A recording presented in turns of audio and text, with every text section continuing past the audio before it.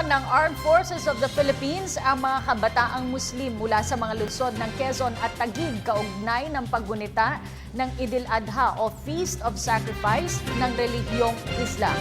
Si Julius Disamburon ang ating tagapagbalita. I sincerely love all Muslims. Ito ang mensahe ng kauna-unahang pagtitipon ng mga kabataang Muslim mula sa lungsod ng Quezon at Taguig na inorganisa ng Sandatahang Lakas ng Pilipinas bilang bahagi ng pakikiisa sa Idil Adha o Feast of Sacrifice sa relihiyong Islam. Bukod sa poster-making contest, may palaro ding alay ang mga miyembro ng AFP.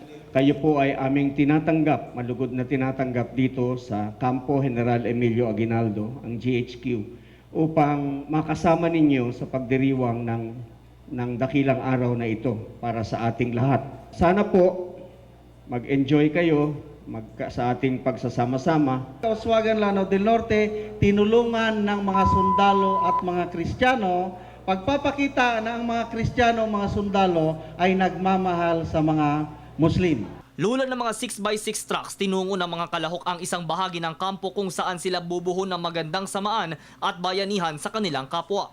Nakita ko yung kondisyon ng mga tao, ng ating mga kapatid na Muslim doon. At alam ko rin, napakaganda talaga nung ginawa ni Colonel Macanas doon. Ginagawa namin yung ganitong pagkakataon, no? Na to reach out sa ating mga kababayan, no? Maaaring iba man lang ang idoliya o ibang mga faith, but we belong to the same country, we have the same God. We just need to understand each other more.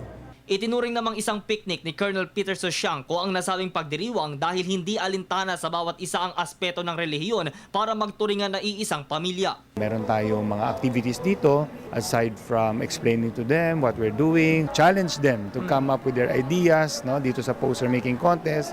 Nag-prepare po tayo ng meals for them, no. Bukod dito, nais din nilang makatuwang ang mga kabataang tagasunod ni Allah sa pagbuo hindi lamang sa kapayapaan sa Bangsamoro kundi isang maayos at maunlad na bansa. The Bangsamoro is a good step, no. Lahat naman tayo umaasa na magkaroon na ng peace and development sa Mindanao, sa mga areas na yan.